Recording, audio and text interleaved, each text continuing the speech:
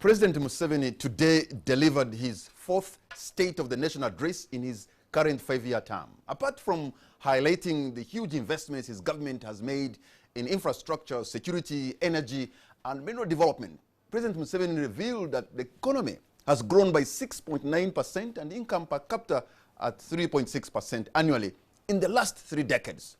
Tonight on Sport, we go into the details of this address, and my guests are Honorable Francis Mwijuche, Honorable Mwanga Kivumbe Muhammad, and Dr. Chris Baryomunsi.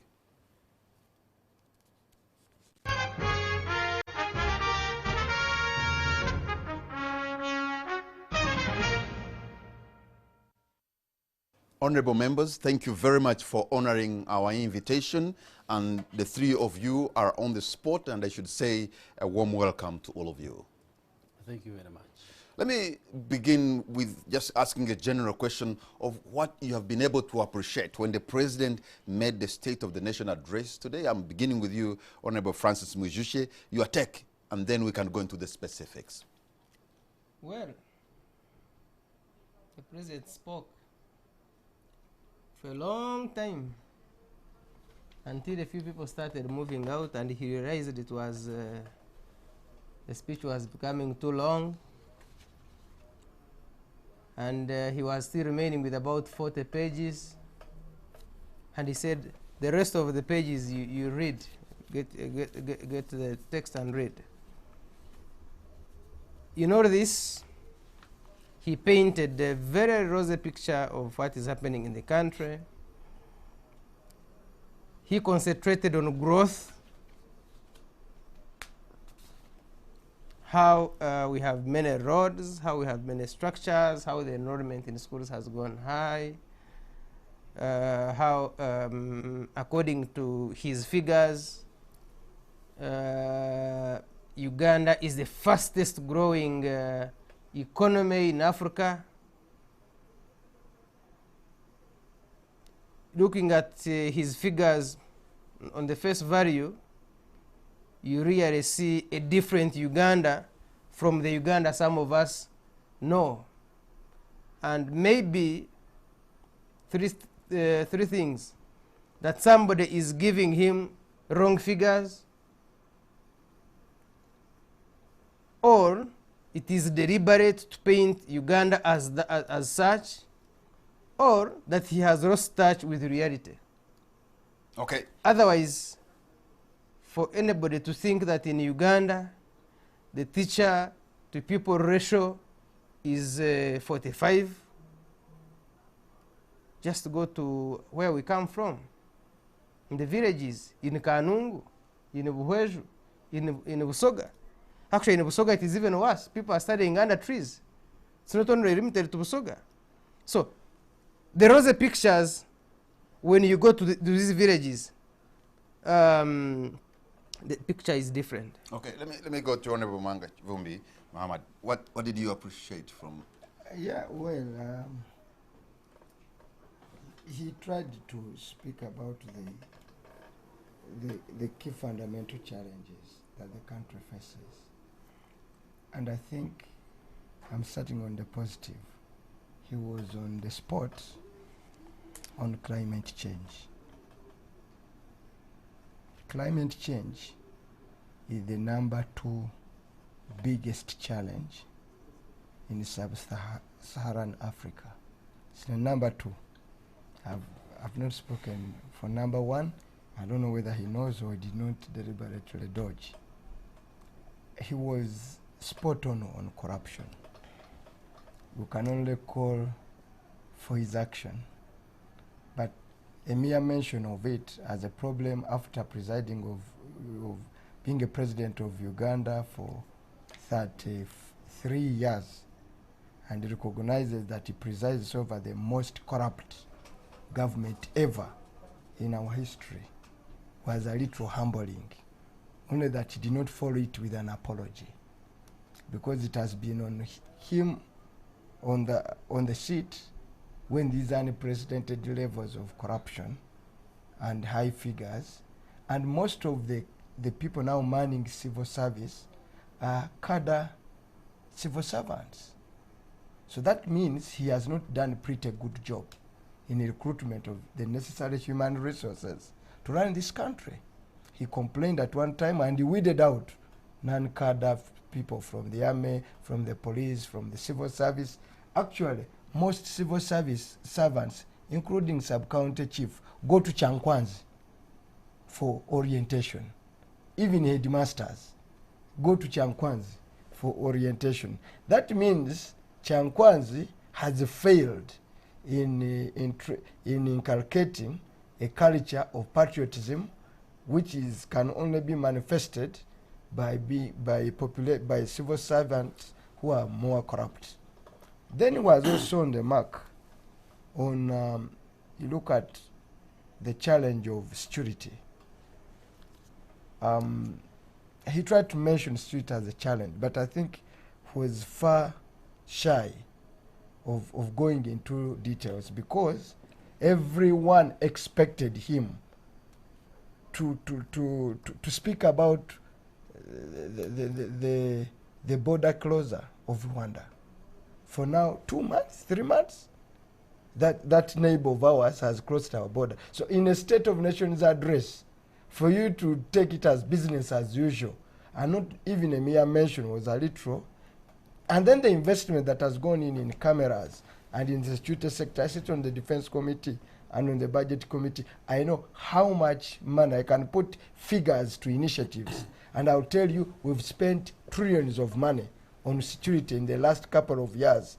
Yet, here in Nasana, a hardware shop can be attached with all the cameras there, where we have really invested a lot of money, and nothing happens. It's business.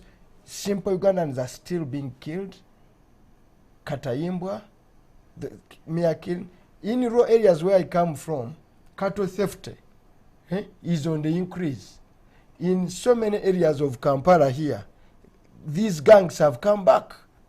There are still so many areas where you cannot freely walk right now. Okay, so let me take some of this. Those were challenges, and I think the president tried to gloss over these substantive issues, and on poverty and on fighting about the economy, which will be a subject of our discussion today. I think is still off the mark, because can you imagine, he explained all these loads of figures. He doesn't tell us the level of indebtedness, the level of the increasing national debt, which will take 94 years to pay if we don't borrow. Even the money now we are spending to eat is borrowed domestically from Chikubo. So there are many issues. All right. Thank you very much. Let me go to Dr. know. Chris Baryomonsi. You're a cabinet, you're a minister, and you're a member of parliament, and you're actually one of those serving at the highest end of the party and the government. According to Francis Mujushe, in fact, this State of the Nation address, it's as if he wasn't talking about Uganda, considering the issues that are happening. The rosy picture that was painted to him, that is not this country, maybe something else. But Honorable Mwanga Kibumbe is telling us there are so many areas that were left. So what do you make of this speech? Well, first of all, the State of the Nation address is a constitutional command on the president that at every end of the parliamentary year, the president has to address the nation through a State of the Nation address, the way he has always been doing. We do not have a framework to guide the president how he structures that presentation. So the president chooses to frame his State of the Nation address the way he looks at it. In the past, he used to be brief, and the same members of opposition especially would condemn the president that he's leaving out many sectors, he's too brief, he's not addressing the key concerns and so forth. But today, I am happy that he was quite detailed, quite comprehensive, quite, I would say, punctilious, really looking at the details. And it took over 3 hours to account to the nation, and it touched on several sectors, be it the economy, be it health, education, infrastructure, corruption and governance, security. He touched on all these. It is not true that people walked out, because unless if Honorable Mwijucha was not in the house, by the end of the address, the house was full. And I'm sure any TV covered So it is not correct for a member of parliament to come and deceive the public when the address was televised. People were watching. Who walked out, for instance? Nobody walked out. So the address was good in my view. It was comprehensive with a lot of statistics, and also he was projecting some of the achievements on the screen. When he says we have done roads, they would be projected on the screen, because in the past some people have said, oh, you are painting a rosy picture. Where are those roads? Where are those infrastructure programs? They were being put on the screen, and he was challenging those who were doubting that you are members of parliament, you can go on the ground. We give you vehicles as a government. You go and challenge me when I give you a figure if you think it's not correct. Because parliament has an opportunity to debate this statement. Say, go on the ground, bring your figures and challenge me. And these are statistics which are not created by the president, but they are done through assessments by UBOS and other. Okay, let me go into specific, Dr. Chris Baryomonsi. So one of the things, in yes. fact, I have a copy Yes. of the president's speech, and I also tried to listen to him. Yes. And let me say, he said, increasing production and productivity in the agriculture sector by investing in quality inputs, extension services, storage facilities, access to markets by improving standards and the quality of agro-processing. And that's a good thing. But really, if you look back, this is the kind of statement he made 5 years ago, 10 years ago. And if we were to work, this is what we could have done yesterday. No, are you saying that you work on it and complete? First of all, our economy is hinged on agriculture. He's saying we are doing everything possible to improve productivity, to address production, agro-processing. This is a work in progress. What I'm talking yes, about has not been something like walking the talk. What do you because mean? you have 72% of our population engaged in agriculture, but they are only, contributing 26% to GDP. How do you have the biggest part of your population contributing little to your GDP? So the point is, are you saying the government is not investing in agriculture? Have you not seen the planting materials, the seedlings being given to the population? Let me you also come from a tea-growing area. Okay, let me give you the members of parliament, because it's their job to appropriate money. Yes, so how much have you appropriated to the area of agriculture, and whether that money you have put there is really enough to cause some change? And so that we can realize the dreams we want to, Vision 2040, have 20 million bags of coffee in the next year, because that's one thing you projected to do. Yes. Can we get that? Be a middle-income country by next year? Is that achievable? What have you put in the area of agriculture? Before we even go to what we have put, that's exactly what I was thinking about. When you talk about the state of the nation, the state of Ugandans, the state of the peasants, the state of the teachers, the state of the medical doctors, the state of the workers. You see, this is what I want to hear. But for you to say we have given out seeds, we have given out seedlings. So what has that translated into the welfare, into the standards of living? And you know, there was even one statement that was here annoying. That you say that the standards of living in Uganda, that it is cheap to live in Uganda. You know? How do you say that? People are closing shops and going back to villages. You know? People are failing to live in this country. People are failing to live in town. And that's what tells you that, and again, when you said you're going to ask members of parliament to go back to the villages to find out. Us and him, who knows what is happening in the villages? You know? Are you saying Chris Baryomonsi does not know what is happening in Kanungu, so he needs the fuel and a vehicle from the president to go and do research? It is these people who call us every day. We are there with them. We know how much they are suffering. So we know he should actually listen to us. It's us who know him. For him, he uses a show. He is in the air. Sometimes he doesn't even know whether the road is good or bad. It is us who know. So it was really very disappointing that somebody says, claims to understand our villages better than we do. Because the civil servants he was actually attacking for telling the lies, he's now basing on their statistics. And on the other side, he says, there's a word he was using to attack them, which I forget the word, I will get it. But he was saying these people, these hired civil servants, don't know what they are doing. Now, they have given you figures which you rely on, but for us, we are on the ground. And we are telling you, our people, every day, poverty is increasing. For him, he's saying that Ugandans are well off. They are okay. They can afford fees. They can afford everything. That's what he said. Did you hear him say? But, What did he mean by saying It's what he Uganda said. is the fastest growing economy? Yes, I expect you. This is an intellectual debate, not a village debate. These Well, if issues you- of economy are you see- measured. you They are see- measurable. you see, You don't measure the economy I with wish the you could naked let, eye. I wish you could let me speak so that you also yes. speak, like I left you to I speak. thought you wanted me to comment because you're No, asking no, me. no, I'm not a moderator, so I can't ask you to Okay, speak. you speak. One at a time, gentlemen. Yes. Okay. You see, that is where we go wrong.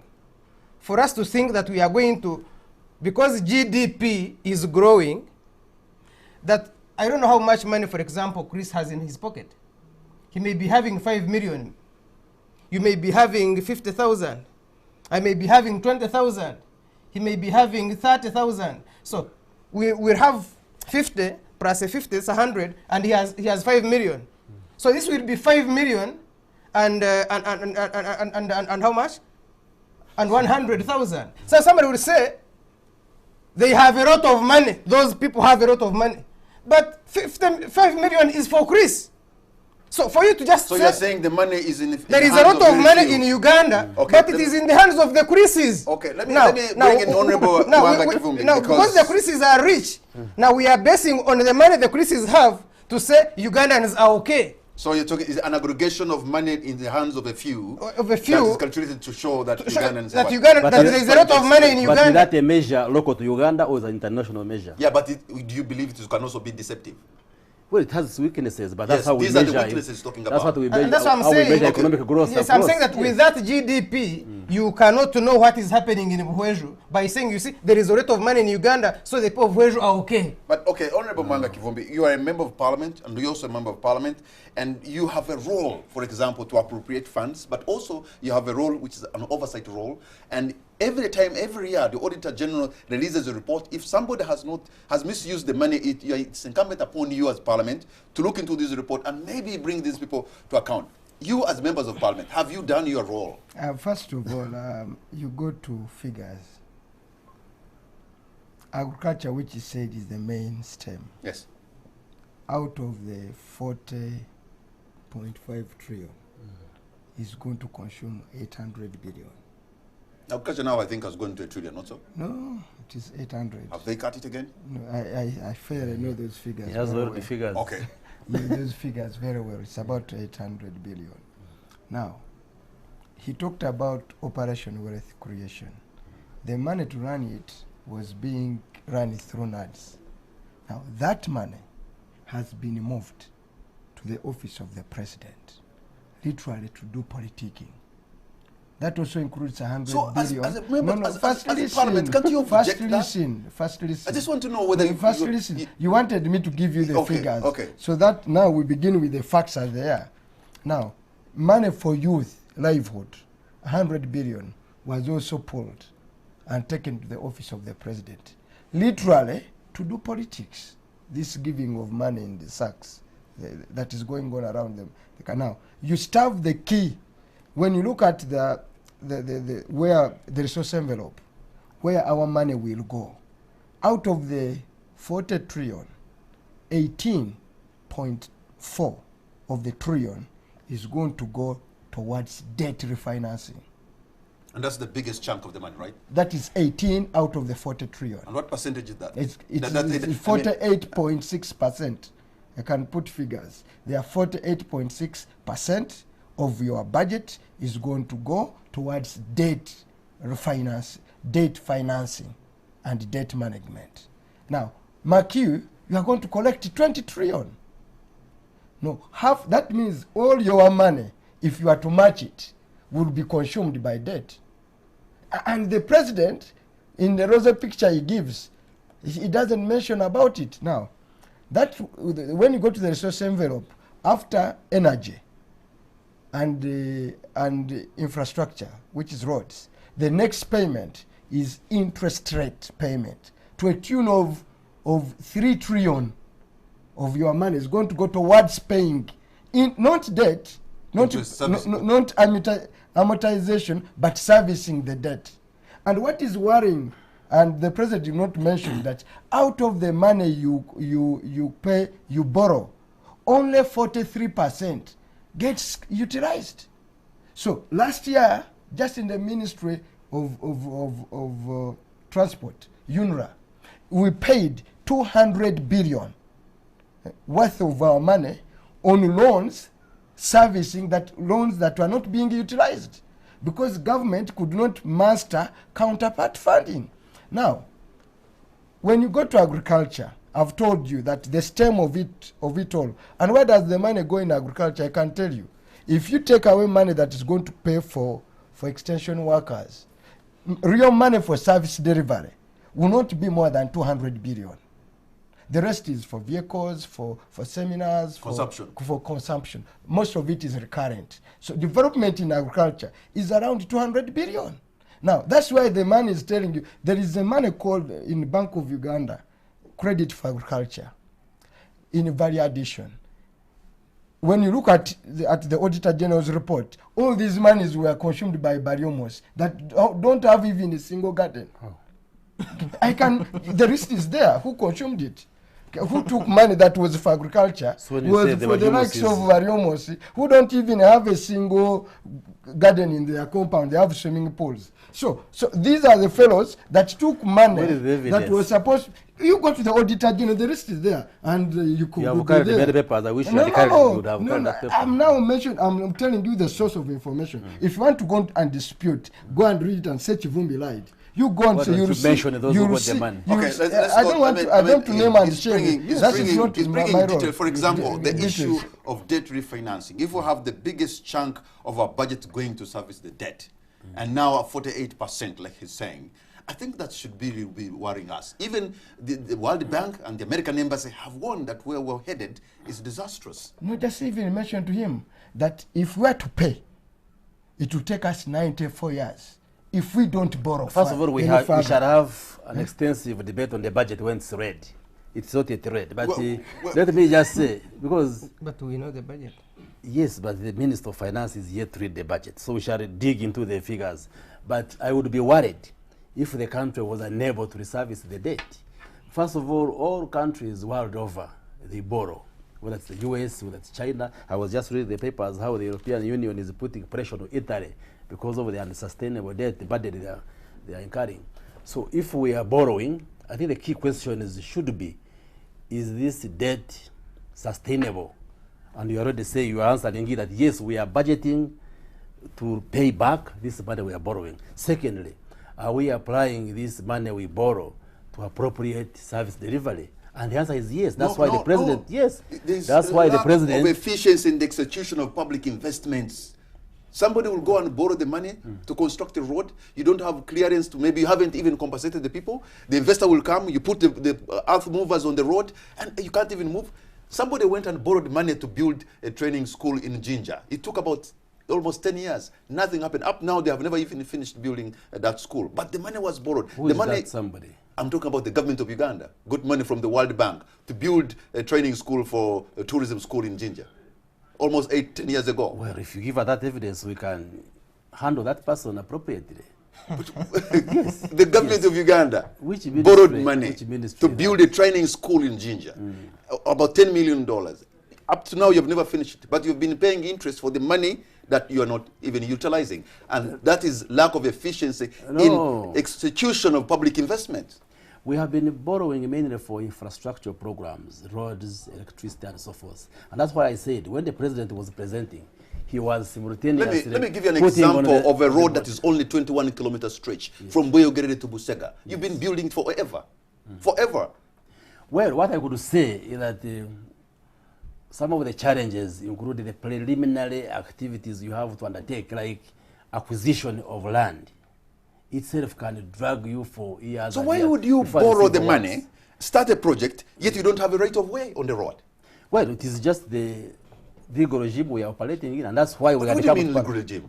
Yes, property and land are owned by citizens, by individuals. Is it not incumbent upon you to make sure that you have a right of way, you have compensated the people, then borrow? You cannot even, you let the person, the contractor gets on the project, and then he cannot move. I can actually tell you, I think we have said this before. Time. Yes, I can tell you that we have changed the arrangement, that now government first does the designs, the preliminary work, land So acquisition. you have learned the hard way, So right? that when So we you borrow, have learned we the hard start way. with the civil works. But what has been delaying some of these projects? But yes. Chris, be honest. Just hold on, hold on. Let me, this will help you. Chris, you are even telling the listeners. You can't a lie. help more things I know. I am saying government already started that matter why some of the projects were delaying. Yes. And we did find out as a cabinet subcommittee that we actually borrowed, like you are saying. Then you find we have to do the designs, the land acquisition when we have borrowed. And then we're spending a lot of time into that. We have now changed the system that for any ministry to put in a requisition to borrow money, we must do the designs, we must do the acquisition and the compensation so that when the money flows from the lender, then we start with the civil works. No, so that's an issue of the the past. information I wanted Yes. to give Chris and the public is saying that they are able to manage the debt. Yes. Now, domestically, and just know this picture, domestically, the domestic debt has risen to 14 trillion. Interest arising out of 14 trillion is 2.7 trillion, which is the first knockoff from our collection. Now, 7 trillion of 14, which will mature this year, government can't pay. So it does what is called there is debt huge- refinancing. Listen, Don't it bother calls Ugandans what with the it falsehood. calls not Okay. falsehood. By the way, You are giving me information. Have you first finished? listen. First listen. Have you finished? They are going to do what they call debt refinancing or debt redemption. That means this money is owned by Chris. Government has no money to pay Chris. It's going to borrow from Obuwejuman. And then you pay Chris. Then income more profit. That's how they are running the economy. The issue is that we know the threshold that has been agreed upon, beyond which the debt becomes unsustainable. And we're using a threshold of 50%, the debt to GDP ratio. Yeah, but the same And World we Bank, are- the same yes. World Bank and IMF and the American Embassy, Yes. which has The World is Bank been talking doesn't about run our that threshold, economy. is Yes. the one that even They can make warning those you now. comments. Yes, we know. But we're saying that we are not going beyond the threshold of 50%. We are at 41%. And every budget, we put in a repayment plan. So that means we are able to pay back the money which we borrow. So what is your problem? I would be worried Now, if Uganda was not paying back you the money that see- we borrow. You see, But if there is an efficient execution of these projects, I think that would worry That you is your more. opinion. Most of the projects are doing very well. are you sure? There could be some few cases where projects have delayed, but overall, Project implementation Overall. is at 43%. which report are you Of looking? government. Which one? Of National Planning Authority. You have by the carried way. the many papers. No. You should No, have got those I'm figures. even No, giving that's- you. We periodically assess the performance No. of these projects. Yes, I'm it is telling you, true. project In performance. some of the You see the sectors, problem with they are- It's 43%. So hold on. when the president says he's presiding over a country where corruption is a big problem, you think that cannot even... no, that's not the way he said. Corruption now is number one enemy of the country. That was his statement. Yes, yes. yeah. So what does that Showing does that the mean? government is committed to But fighting the issue what of have I just corruption. said? So, Yes. and so you think when money is But out that there, people statement don't can be said by any president in many parts of the world. We are talking about motherland Uganda. But you And it see- is not correct for you see- Honorable Kivumbi to say that the president said that the NRM government is the most corrupt of all government. He didn't say that. Okay, He said the gentlemen, government this is what I would takes want us. corruption This as is what one I of would the want biggest us problems to that know, we are fighting. because we are going to find Dr. Variomunsi on the defensive, which is not a good No, thing. no. Yes, I know you want to defend yourself, but I also want the members of parliament to come up with ideas Don't force on me how to take best. your line. No. Here it is. I have my line of Please, argument. take I her- have my opinions. No, I have no. my observations. So you can say yours. You members can say yours. I have my own opinion. Well, So- this is how I want to drive this show, Yes. so that we can have ideas on how best we can improve and how best we can have a better country. And the president said strengthening local content so that Ugandans can be integrated into wealth creation as the economy expands, including improving local production and supply capacities. I want your ideas on how this local content thing can help Ugandans so that they can tap on the money. If the investors come or there's a project, then the Kivumbis and the Mwijuches of this world can also partake of this by taking advantage of the local content. If I were to go first on that, first to know the magnitude of the challenge. Where are you pushing your biggest chunk of money? The number one. Infrastructure. Number one is energy. Now, which local company is involved in oil and mineral exploitation? Zero. What efforts are government world over government deliberately nurture and sponsor and help and propel local investors to grow into their economy. India had Tata as an economic arm, and it has helped Tata grow that big. Japan had Toyota, had, you know, before it started, it had those companies. North Korea had Samsung and those other countries. So any country, be it America, had that leading, could be private. But had the president try to fight for the Ugandan businessmen to supply, for example, not supply iron bars to don't Karuma? Even supply iron bars. That Yes. will mislead you. The local supplier will be this one of Ruboa. Roofings. Roofings. Is roofing a Ugandan? A local supplier would be even steel and tube. I see more, when I visit there, I see more Indian than our Ugandan people. company. Iga may be Ugandan, but I sure it is Ugandan. So that can be misleading. You want an endeavor, a deliberate endeavor, like we had Uganda Manufacturers Association, Dr. Kalema, Murwana, Kadu Chiberu, you know them. You like you had Zimwe, like you had which local investment vehicle is on ground in energy? Go to roads. That's infrastructure. That's where you are putting the money. Which local investor is there? Is government deliberately? So forget about local content. People don't need even a local content. Is not nationalistic, by the way, that lets us have a local content. Government must deliberately make efforts that are aimed at ensuring that the people of Uganda deliberately have a stake where they are putting their money, in energy, in roads, in key sectors, in procurement, where the local actors. So not local, but the local content is an abuse. You want to tell the people of Uganda, I have heard that talk of local content. You want to take the local, that they must also be incorporated where they have a primary stake. I mean a patriotic government. This is a policy. No, what I'm saying, that's what I'm saying. This is a policy of the government. policy of government And itself. some of these policies of government go most through. media have been singing local content, local content. Ugandans cannot be contented with the local content. This is our economy. I want to see the people. I've given you examples of success. Even Asian tigers, deliberately, every Asian tiger go and study one after the other. Be it in we are studying Likwani. So before I come to Honorable Francis Mujisha, we know about $20 billion or more could go into Alberton Graben. How do you expect people to have 30% or even that money and invest there? So that's what I've told you. Is that what we would have expected to see government doing is deliberately picking local companies, giving them strength. I sit here in us, we are giving all kinds of incentives, including property tax. Even where we used to give like these quality chemicals. It is now Cipra, an Indian company that has bought. You cannot have your people crowded out of telecommunication, out of roads, out of energy, out of banking, and you are a colonial master. You are just an agent of Chinese and Indians. So the president, as we speak now, this economy is more moving towards a complete colonization of our economy. Where do you fault the president on his remark? No, where I fault the president. Yes. Where I promoted the president, I would not expect a president of a country. Look at Trump. He said the Americans are not, it's not about local content. He says Caterpillar must continue to produce tractors that put roads in America. So this is where nationalistic countries are going. So the president is completely off the mark in developing an economy, and I don't think he has an idea on how to do it. Unfortunately, my producer is telling me we're going to take a break. We're going to take a break, and we'll be right back and continue with this discussion.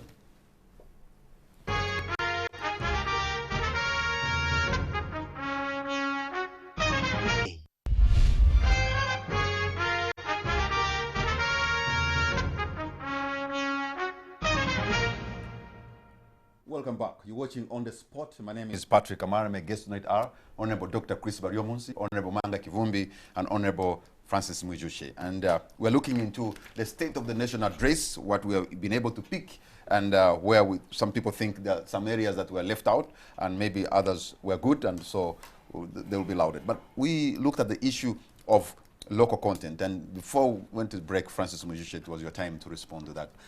My question was, how do you think Ugandans can partake on this government policy of local content so that they can also, money can stay in our economy? For us to really manage that very well, is for us to appreciate that we have local investors, and that even these local investors must be supported. Because when you see what is happening, which investors are getting tax holidays? Are they Ugandans? Which investors are getting free land?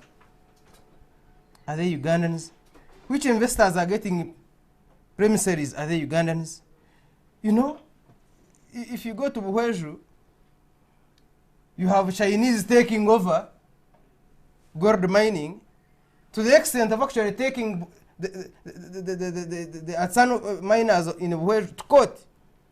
And they are saying the people of Buhweju are mining Chinese gold. Can you imagine? Now, a situation whereby Ugandan would be in China complaining that that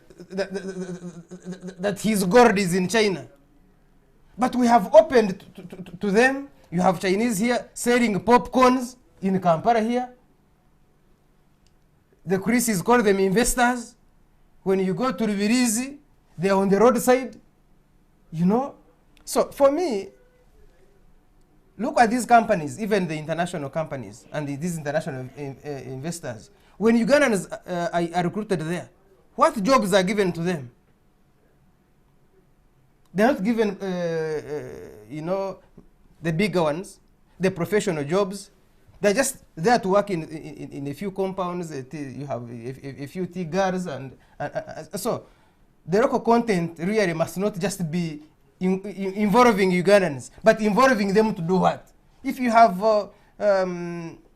professional Ugandans, why not recruit them?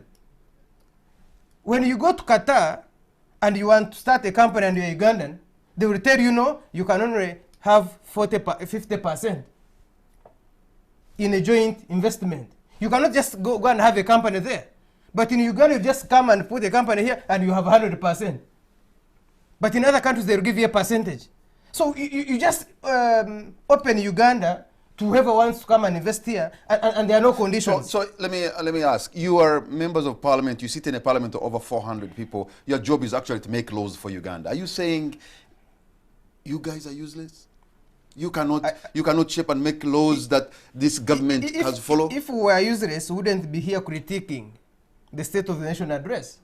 The fact that we can come and critique and say, here the president was right, and here he was wrong. You are useful on TV and useless in the parliament. That's what you are saying. What I'm asking, that's what he's asking. You see the problem with, so you wanted me to speak when the president was speaking.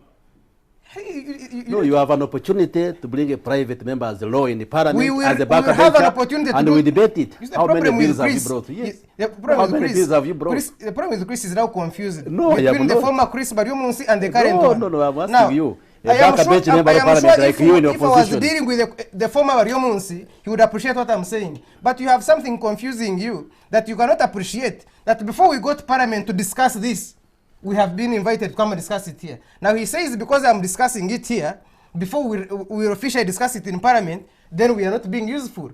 Please, no, the issue of local content has been on the table. He's saying, what proposals have you brought in the parliament as a member of parliament to challenge what the government is bringing as a policy? Mr. Chris Baryomunsi, you will not give me questions to answer. Okay. I will answer questions given to me by the moderator. That's actually the question I was asking. But what do you do whereby, for example, on UDC, Uganda Development Corporation, Parliament, while passing the UDC Act, told the government of Uganda to capitalize UDC by 500 billion. Chris knows. No, it is the president in 2013 who said government will put 500 billion whoever to said, UDB. Whoever said, and we are implementary capitalized. But Parliament accepted that. Accepted. Yes. How much money have you put in UDC? 50 billion. So even the policy you pronounce there, if it is the president, was he joking? Okay, let's change gears. Because you promised 500, then you minus 0. Okay, gentlemen, this is what we're going to do. Let me ask my producer, You haven't given go me back. chance to I will, but comment. because we cannot dwell on one thing, the things are many, and we need at least... But you should give me a chance to respond to Okay. some of these falsehoods. which one? From who? From who? Because Honorable Kivumbi seems to be promoting aminism. Either he doesn't understand what the local content is, or he's just vulgarizing it for the sake. The president is saying government intentionally promotes the issue of local content. We have already come up with a policy where these contracts, these investments, Ugandans must be part of that. And I don't find any fault with that one. But you are saying, no, as if you are saying we should behave like Amini, we chase away all the foreign investors and put everything in the hands of Ugandans. We are not going to proceed that way. But we are saying when we... Have I said that? Yes, you are saying local content is not the way Were to you go. around when I submitted? Yes. Did I say And that? I have 2 years, which He I just said. came with a fixed No, mind. no. Because you are saying... He came with you a are fixed saying mind. the president is wrong to be saying we talk of local content. It's not the way to go. We are saying when we advertise these jobs, contracts for infrastructure programs, roads, dams, and so forth, most of these international companies outcompete the local companies. So we are saying we come up with a policy which we have done to build the capacity of the local contractors. So the to question facilitate is, have you built the capacity yes, of the we are local doing. Where We are and how? doing so. Which, Read the policy. which local companies are taking part in the construction of Karuma Dam? You know, government has directed that some of the materials, notably cement, steel, must be produced and procured from Uganda the here. steel, I've told you, the When we talk of local content, Lafarge is no, not a, when we a talk of Ugandan local company. content, we mean It's French. the workers on these sites and these projects, the materials being So used. the workers are the local content. No, I'm defining for you. Workers on these project sites, the materials being used, like steel, cement, sand, and so forth, and the workforce, so that Ugandans participate and partake of these investments. Are you aware Instead, that even yes, even sand that is locally excavated is being done by people who are foreign? And because there's this thing you said that if a company has registered in Uganda for 2 years, then it's also local. And they have been... who is you know, excavating the sand and is foreign? because Which there are many projects that Which need project? aggregate stones, you need sand, you need all those things. But And you you are saying find Ugandans are not participating in this? when they ask for 1 million tons of sand, sometimes you may find you don't have the capacity to do that. That's why we are saying as government, we must deliberately build the capacity of our But have contractors you built that in order capacity? for them to That's the compete. desirable, Yes. but what's the Read actual? the policy. We What's have the come up with a actual, policy. Dr. Bariomonsi? That's what the president is saying. We have come up with a policy that we should deliberately build the capacity of our engineering firms, our contractors, in order Our for them biggest to problem in compete this with country Chinese, to has not compete been with the that- other international actors. It has not been that we do not know what to do. We just do not do what we expected to do. And Chris does it. Can I? So Okay, where do you let- find fault with the president's statement? That's my Can question. I interject? When he says Chris, government Chris, first is of all, promoting local content, first of all, Chris, and we have come up with a policy. What's wrong with that? Chris, That's my if you can question. allow me, Chris, What difficulty do you find Chris, with that? I told you, local content. Local content is a colonial concept of exploiting African economies.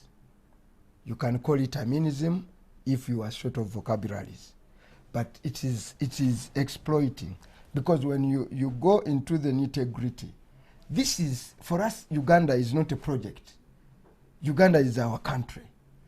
A government of the Republic of Uganda that puts Ugandans first must deliberately promote local grown investors to have a first call on our local investment opportunities. saying the same Then, thing no, as you are listen, listen. Then where they lack capacity, they partner with the foreign. Now, the foreigners are the ones that should have a content in what we do. Not the other way around. I think I would advise you to read the policy. I've read it. You I've know, read it, and I can tell Okay, you. read and I understand can it. tell you. Read and And I can There are tell those you. various options how you can now partner with the I can tell you. international I know companies, there is a PP. the knowledge, technology transfer to Ugandans. All those are explained. All those are Okay. there. Unless if you want it to make it an academic the exercise. paradigm, no, the Yes. paradigm. Look at the paradigm. When you talk about local content, and you come from that paradigm, you are putting Ugandans as people to think how to incorporate them into something. Now, these are the owners. These are the owners. You can't come from that paradigm and ever get it right. That's why, listen, So that's in why. other words, you're saying the policy is misguided. No, That's there's what you're saying. misguided. Otherwise, Okay. let me tell you the full impact of what you do. Because you do that, for every company you do, you have a huge capital flight every day. So even the GDP figures you read, if you minus capital flight every single day, that goes out of this country, then that's why you have so much poverty levels in your country. That's why I mean this increasing GDP, poverty levels have moved from 19% to 21%. Okay, gentlemen, That's we're why going to change those gears here. indices. One of the issues the president talked about was the issue of corruption. That it's still a big problem. It's a menace in our country. But let me ask my producer to just get that clip so that we get to know the real gist of what he was talking about on the So we subject hear of what he corruption. exactly said. Yes. That is why corruption is now public enemy number one. Hence, the government has put in place a number of strategies to eliminate corruption and promote the principle of zero tolerance to corruption. Government has provided more funding to the Inspectorate of Government to increase their capacity to verify the leader's declaration.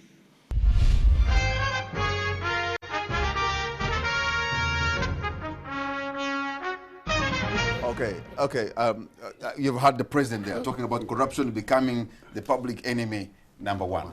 Yes. But we would also have seen the government, the steps they're taking to really curb corruption. If people have stolen money, like maybe they are taken to court, they're prosecuted, and then they pay back, and money is recovered from them. Yes, you mean you don't live in Uganda? You How don't much know have you that we recovered? have, How much have you recovered? You don't know that we have an anti-corruption court, and the people have been tried there, including high-serving officials of government. You know, we have the Inspectorate of Government, we have the anti-corruption court, we have the police, we have the Auditor General, we have I also know, accountability Dr. committees of Chris parliament. Baryomusi, that We we have lose the about new 500 billion shillings through corruption, but I don't know how much we recover through those systems you're talking about. We can look for the statistics, but you can't doubt the commitment of the NRM government on the zeal to fight corruption, as the president was clearly putting. He was saying corruption is public enemy number one, showing that the government is committed to fighting this evil of corruption. And that's why even recently he established an anti-corruption unit in the State House, and he did mention about it. So that can coordinate with the IGG and the police. And so there is commitment to fight corruption, no doubt about that. As a government, are you overwhelmed in the fight against corruption? No. Then how does it become public enemy number one? Yes, because we lose resources through this hemorrhage of corruption. And the president is saying government is committed to addressing this challenge of corruption so that the public resources So the are not institutions you misused. have talked Yes. about, Yes. have they been able to recover public resources? Oh, yes. Yes. I may not have the figures offhand here, but you know the accountability committees of parliament have been functioning very well. You know the Auditor General has been doing audits and finding out all the irregularities and the mischiefs in the government work. The IGG is functional. The anti-corruption unit is working. The Commission of Inquiry in matters to do with the land has been functioning. All these agencies have been functional and digging out all the dirt within the government work and exposing the corrupt, and money is being recovered. In fact, when the president appoints a new entity to fight corruption in State House, is an indictment on the other institutions available. No, he was very clear. He said the role of this unit, this Lieutenant Colonel Nakalema's unit, is to go down and ask some of these issues, refer them to the IGG, refer them to police for onward investigation and prosecution. So it supplements and complements the work of the other government. Okay, Honorable Francis, when the Auditor General He was gives a very clear. report, You should and have put that sometimes clip you find loopholes and money is lost, and you discussed as Parliament and Public Accounts Committee, I wonder whether you follow it to its logical conclusion and maybe resources are recovered. Well, I want to agree with the statement that corruption is public enemy number one. And right away from cabinet, Chris knows that powerful ministers, they are pointers to them. Recently you had a court in America pointing to a powerful minister in this country. And nothing has been done about it. And you're talking about zero tolerance. before you deal with people in your cabinet. So, he's talking about these institutions. Year after year, you're told there is corruption in police. Now, police, which is supposed to deal with corruption, is corrupt. Year after year, you have anti-corruption court. Some members of, some officers in the anti-corruption court, pointers at them. You have the judiciary. I don't know, it is number what in corruption in this country. You have now some elements of State House attempting to investigate the Inspectorate of Government. You know, the IGG, they are saying, no, she should be investigated.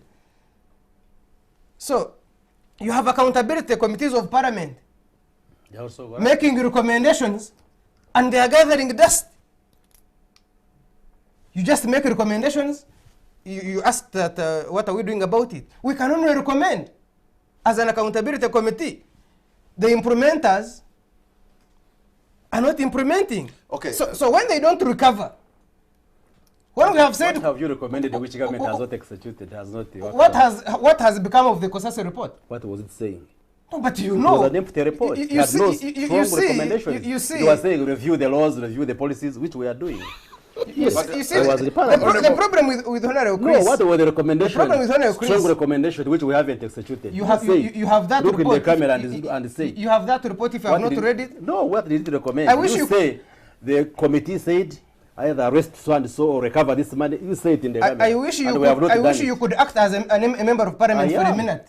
So you run away from just becoming a minister and defending cabinet. Look in the camera, tell us a recommendation which was strong from that committee, which we have not executed. So the weak ones, what have you done with them? No, start with the strong ones. You see, even before you go the strong ones, what have you done with the weak ones? You were recommending that we review the policies, the Bank of Uganda law, and which we are doing. One at a time, gentlemen. Let me ask you, Honorable Mwanga Kivumbi. You see the problem? If a parliament passes a recommendation, and that recommendation is not followed, when you reach a level of appropriating funds, don't you have leverage to say unless you do this? Because I remember one time during the health budget, you refused to pass some budget because government had not done ABCD. Can't you use where you have leverage and force government to act?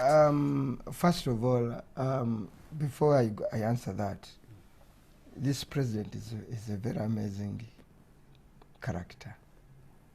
You're pointing to me, I'm not the president. No. The other one who was on the camera. Because, is it in the last year's State of Nations address?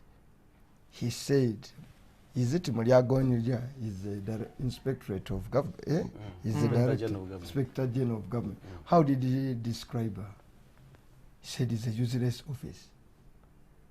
It is here, you can replay that footage, where he bashed Mulyagonja fair and square.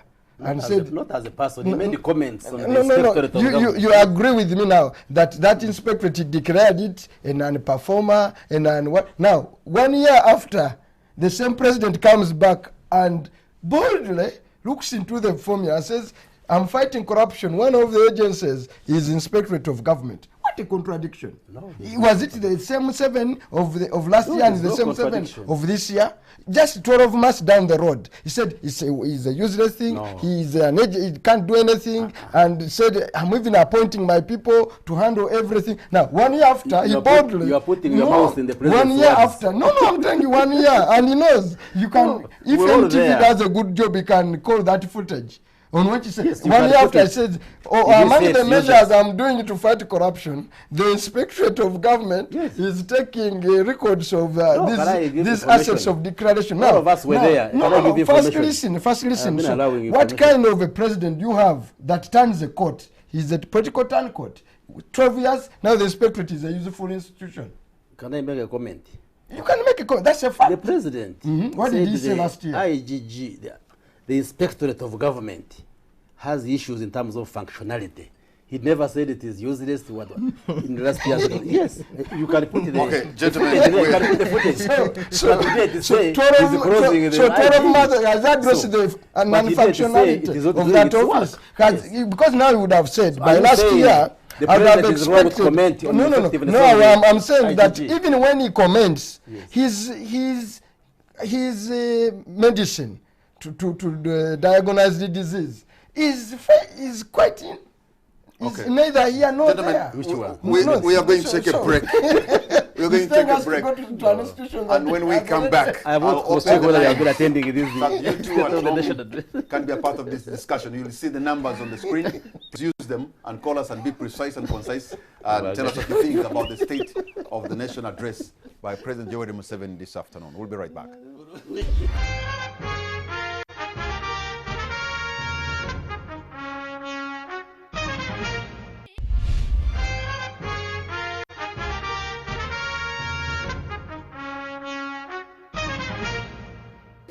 Gentlemen, we are back on air. Welcome back. You're watching On the Spot. My name is Patrick Amara. My guest tonight, gentlemen, Dr. Christopher Diomonsi, Honorable Manga Kivumbi, and Francis Mwijushe. The discussion was hot even off air. The president actually talked about you, the members of opposition, and this is what he thinks. If I may ask the producer to play that. Here people are going around wasting time. DP. DP without Museveni is not there. So if you claim that you are this, but you don't care about the income of your people, you are nothing. I'm telling you. Because you don't have to wait to be in the government to help your people. I helped my people when I was in DP.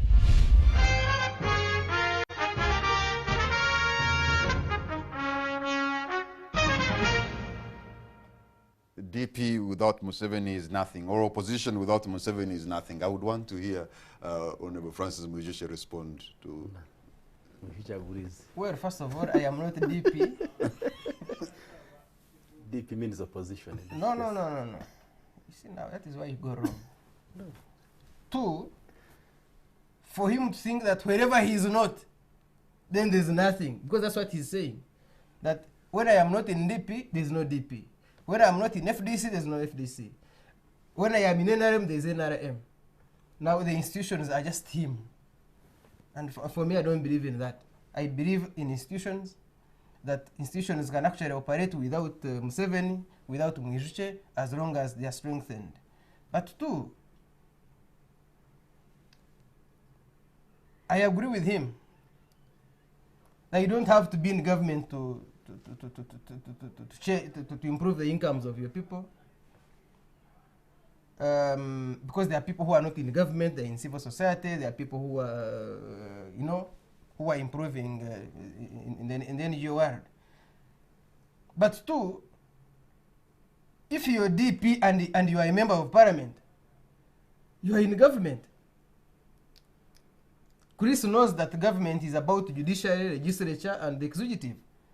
So you don't need to know when to strike a balance. But at the end of the day, as a member of parliament, once you do your role as a member of parliament, you are improving the people, because we appropriate. Even the money Museveni uses, who gives it, where does he get it? He gets it from parliament.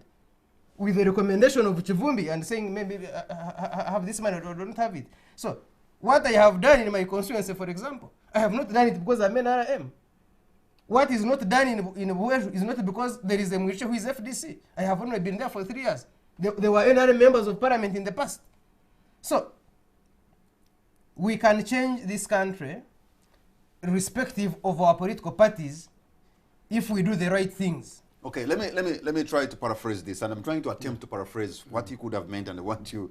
Could it also be that there are people who are benefiting because they are in opposition, and that becomes some kind of a project, some kind of a hostile dependency? And if President Museveni is not there and there's no one to oppose, perhaps you can actually disappear. Because him being there and you being in opposition can actually attract some kind of financing and survival there. He did not talk about members, he talked about DP. Now, DP or FDC do not have a budget, okay, of 40 trillion to execute in a financial year. That is the monopoly of a party in power. Now, we can only advise, literally. Now, I think the president is deliberately diverting the attention of the country from the actual debate, from the actual failure of his government. If he was so successful as a community worker, okay, why did he join a fight to take over government? If he was helping people in where? In Kirihura, so successfully, why did he want to struggle, kill people, fight, go to the bush, do all, rob banks, do all the dirty things that can be done to take over government? And why isn't he leaving to go back and do community work, where he will be an active change agent? So I don't think, I am not apologetic, and I think the president is being diversionary. Now, if he thinks community work, if he becomes a community work, after all, he has done 35 years of leadership of a country, and only he can give us these excuses. Let him go back to tactics that succeeded. He ceases to be a president, becomes a community worker. Now, DP as a party, and can't go on the spot or any opposition party, we do not have a budget.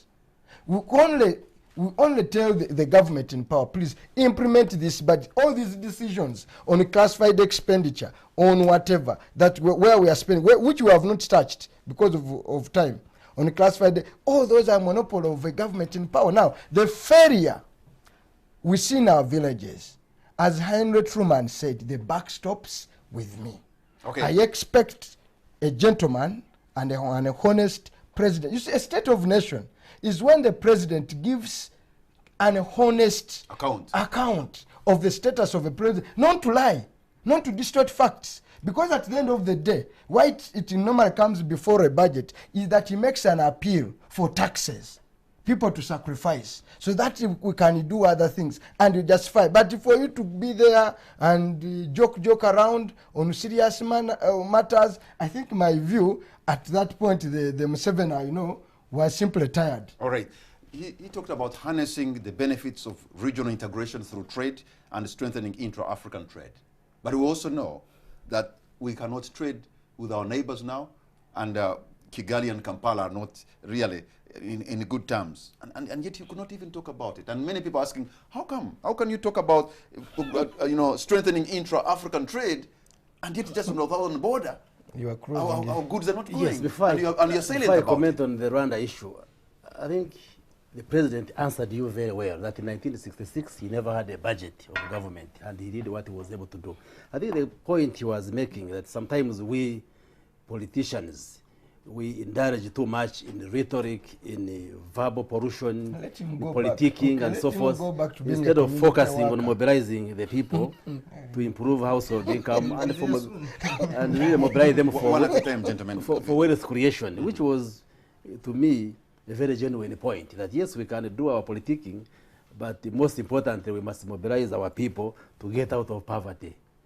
You see, my colleagues here are bent on criticizing anything. You don't want to see any good in what the president says.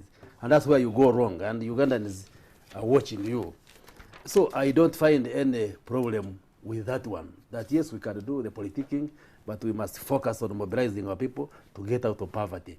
Sometimes you don't need a budget, but you as a member of parliament, you are facilitated to reach out to the grassroots, to your people. And I was just saying, get to the people, give them the correct message to get out of the poverty people are in, which I think is a positive statement from the president.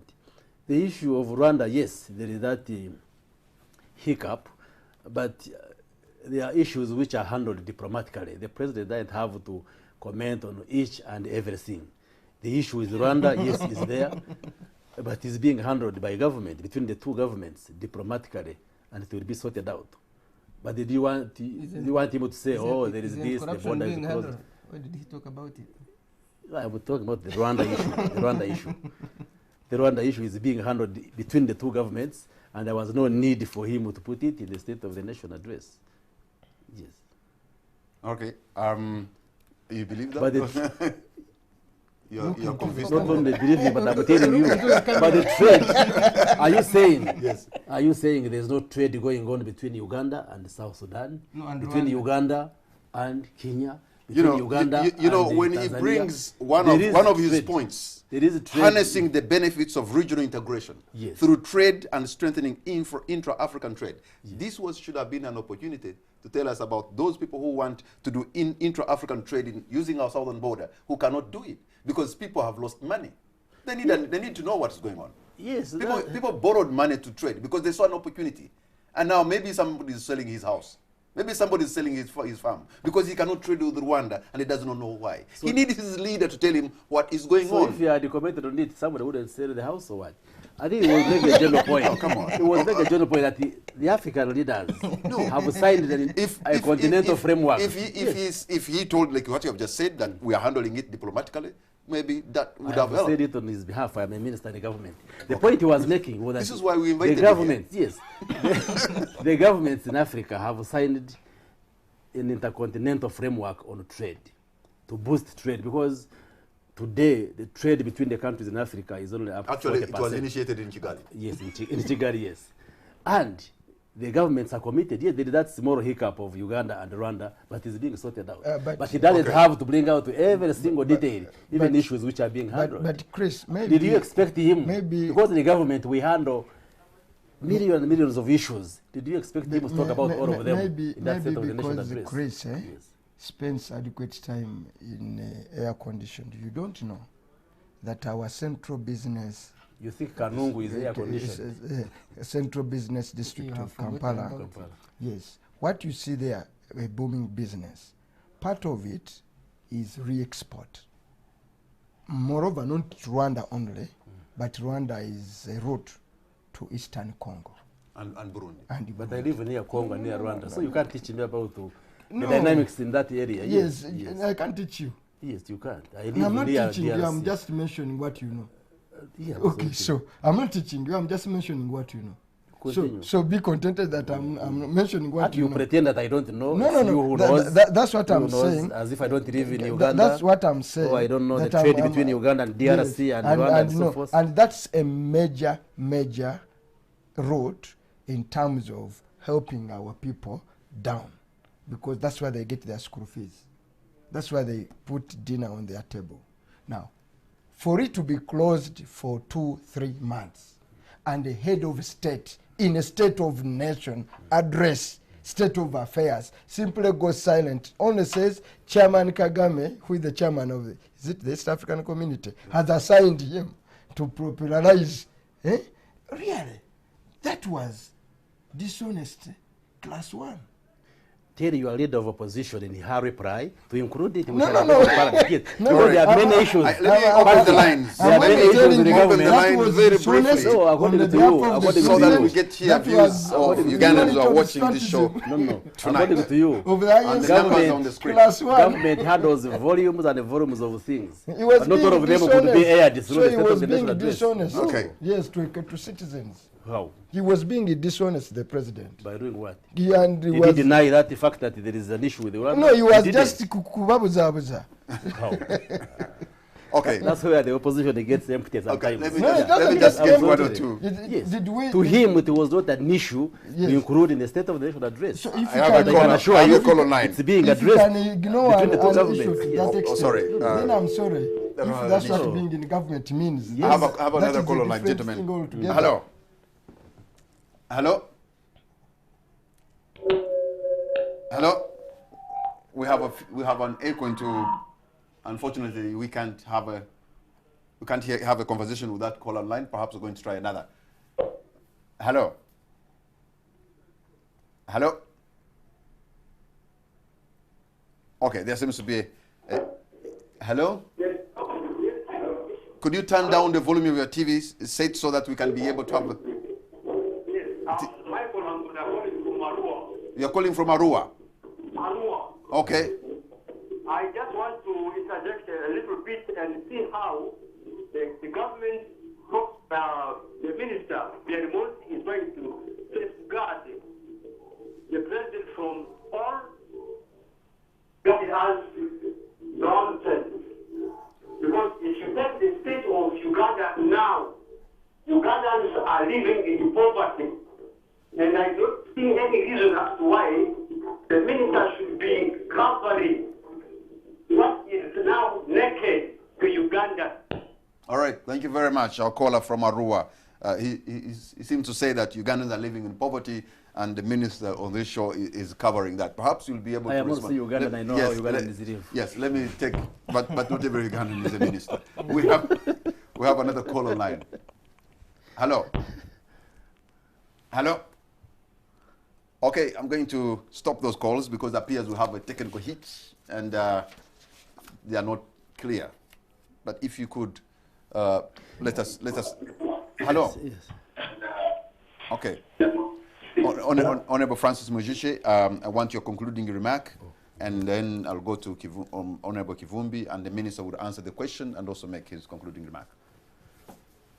Well, we make a mistake when we want to just come to the show and just defend whatever is in this country, and like somebody said in Arua, where we come from, maybe Kanungu is different. Where we come from, poverty is increasing. Where we come from, unemployment is increasing. Where we come from, we have hospitals without drugs. Now, I wouldn't want to come here and paint a rosy picture. I want to say, yes, the president has talked about growth, has talked about that, but that the human development, that the incomes of the people must be improved. And therefore, when he's talking about the state of the nation, my expectation is that you give what is on the ground. 2, our friend Honorable Chris Variomunsi, before he became a minister, some of these things he had treated even better than us. Since then, maybe it's because he's very busy, he has forgotten a few other things. And that's why he forgets that there are people in this country who actually sleep without supper.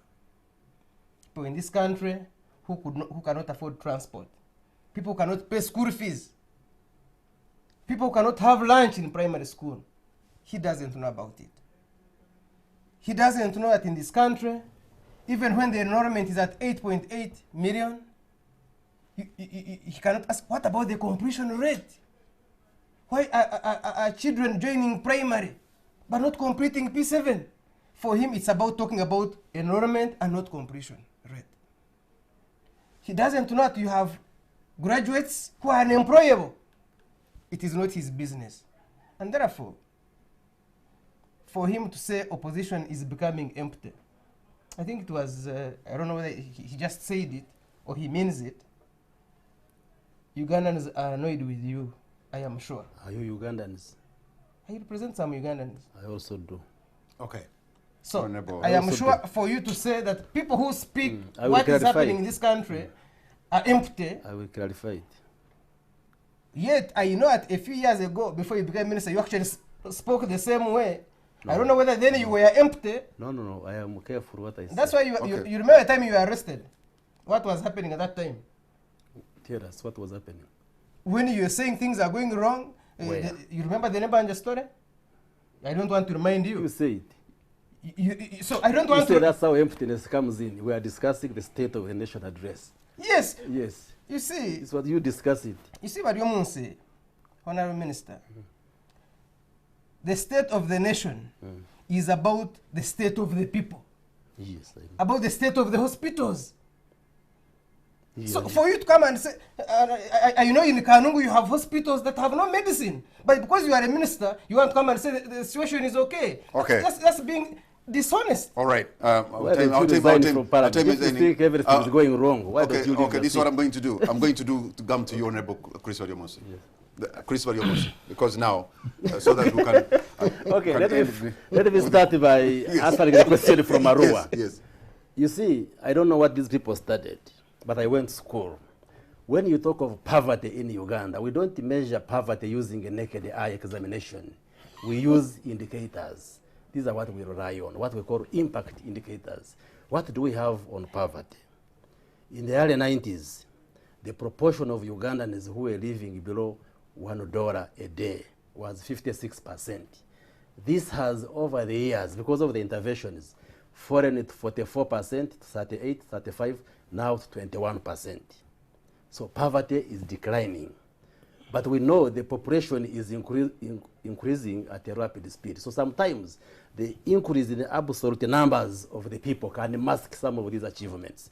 But from an academic and technical standpoint, poverty is reducing.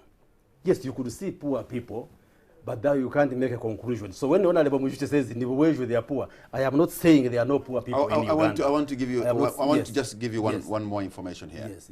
That most of us, even those who are working in office as they are driving, and maybe corporate Ugandans, live in perpetual vulnerability. Should you fall sick, or one of your loved ones fall sick, and get admitted in one of these hospitals here in Kampala for 7 or maybe 2 weeks, you will go back into real poverty because you cannot afford the hospital bill. So, when were you last in hospital, or your close relative? Let me tell you, Honorable Dr. Chris Wariomushi. No. If you are admitted in one of these hospitals here, like which 7. one? I don't want to go into economic sabotage by mentioning hospitals, but you know them, the topmost hospitals around Kampala. If you, God forbid, if you're admitted there, hospital. But the one you renovated, women cannot even afford. That is even a government hospital. You need 800,000 shillings to deliver. How much do they charge a woman in the Kawepa hospital to deliver? You need 800,000 shillings to deliver normal delivery in Murago. And you are a You medical do not know because you are helping. No. Just know the cost. Murago hospital, insurance. unless you're talking of the specialized maternal hospital, which we agreed even through Parliament that there will be a payment. But otherwise, the government facilities are free, except if you find a drug is out of stock. Specialized maternal is not out of stock. Okay, so if you think the cost of healthcare is cheap in this country, please go on. Yes, let's start with reality. Okay. Let's forgive him. If you think that the Weju means Uganda and Kanungu is the DRC, that's your business. I will speak for but what I'm saying speak is that for Kanungu. from the president's remarks, and I encourage you to read these reports because they are available, the economy is growing. You see, when we say the economy is growing at 6%, it doesn't mean that poverty has been eliminated. It doesn't mean, even when you go to New York, there are poor people. But look at where we have come from. Look at your Kabarole Chenjojo districts, for instance. 20 years ago, 10 years ago, and today. Fortunately, me and you are going to very soon. You will see when you look at the countryside, in terms of housing, in terms of the infrastructure, is there an improvement or we are progressing? There are these naked eye things which you can use to see whether the community is improving. When I go to my constituency, for instance, 20 years ago, there were many grass-thatched houses, but I can hardly find a grass-thatched house in the community. When I look at the community at night, many homes have solar lighting. These are just clear indicators that there is some progress. Of course, there are still poor people, but there is progress. So for you to say that nothing positive is happening, everything is worsening, is either doing it because of just politicking, but not being realistic. Thank you, Dr. Chris Wariomushi. But my conclusion is that, yes, there is steady progress being realized in Uganda, as the president clearly outlined. And many of the interventions are visible. When we talk of roads, when we talk of electricity, when we talk of the land offices, the hospitals which have been renovated, all of these things are there. But that doesn't mean that we don't have challenges. There are ways how we measure the quality of life. One of the indicators we use is life expectancy. That's why I said this should be an intellectual debate, not a P7 debate of water is better than fire. Because you say life expectancy, what was it 20 years ago? It was 43 years at birth. What is it today? It is 63.3 years. What does it mean? The speaker directed the president and said one can compare what was... Just hold on. The speaker can't direct the president. Last year and what is available now. The speaker can't direct the president. She didn't. She was the speaker. She said that in the opening remarks. She didn't. I was Tell us what we had last year and what we have now. The point I am driving is that, 1960. you see, as people who have gone to school, we have indicators that we use to measure whether a country is making progress or not. But you also know, yes. Dr. Wariomushi, that in the 90s and or maybe there about 2,000 people are dying mostly because of HIV problem, and the biggest chunk of the money we're getting in the fight against HIV is not the money that is given by the government of Uganda. So the job of keeping Ugandans alive, you have given. It doesn't matter whether the money comes from partners. What the issue is, government if they pulled out today. The government has used the resources appropriately, and HIV has come down. Actually, in the early 90s, I can tell you as a professional that we recorded one of the highest prevalence rates in the world. Yes, I know. 18.5%. This has dramatically come to But 6.2%. you know, Why? but you know Why? that because government that money has been knowing what to do. that is the American government that is putting the biggest chunk in the fight against HIV. Granted, but there are also countries where money has been put and the prevalence has gone so up. you can't go chest thumping when you have not You done can, much. you can. Because you haven't put it in the money. You can. No. We put in. Okay, the biggest chunk is from partners, but Yes, you can also this put is what in. I wanted But to the issue show is, you. there are countries which have received large amounts of money, but prevalence has gone up. All right, But in ours, it has dramatically come down. So what is the reason? That we have applied the money appropriately. All right, Yes. the time is out. For as long as our national debate is coached in the language of what it was, okay, and what it was, we found it so horrible, we picked guns and fought those fellows. But now, 30 years after, we want to compare ourselves on what we found horrible, other than a debate of what it is and what it should be. I think that is a debate I would invite Bariomos, well informed, to engage in. Not a comparison, like you are saying there is a very good line, a very smart line drawn with the ruler.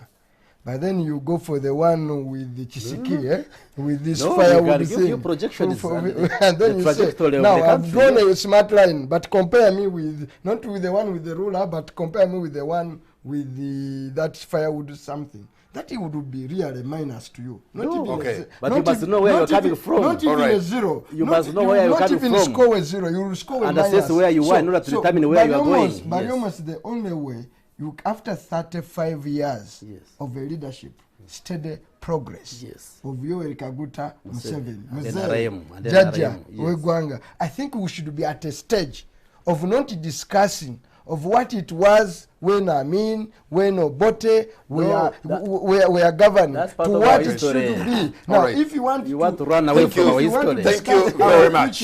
Honorable Dr. Then you are Honorable Mwanga Kivumbi, Honorable Frank Mwijushe. Discuss where we are moving as a country. We are going looking backwards. This marks the end.